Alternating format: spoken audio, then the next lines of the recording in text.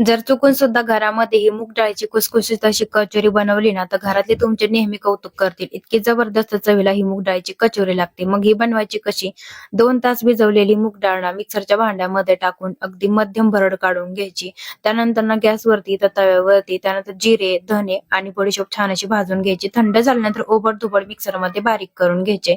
आता इथं ताटामध्ये मैदा घेतला, त्यामध्ये ओवा, चवीनुसार मीठ टाकायचं, तूप टाकायचं आणि छान असं आहे ना पाणी टाकून मध्यम स्वरूपाचं कणिक तयार करून घ्यायचं. कणिक 10 ते 15 मिनिटं साईडला ठेवून द्यायचं भिजवण्यासाठी.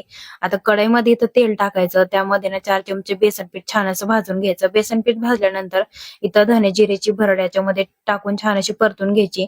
मूग डाळ जी आपण मिक्सरमध्ये बारीक केली ती छान अशी परतून घ्यायची. मूग डाळ परतून झाल्यानंतर लाल तिखट, धने पावडर, त्यानंतर चवीनुसार मीठ, हळद पावडर, चाट मसाला टाकून छान असं परतून घ्यायचं.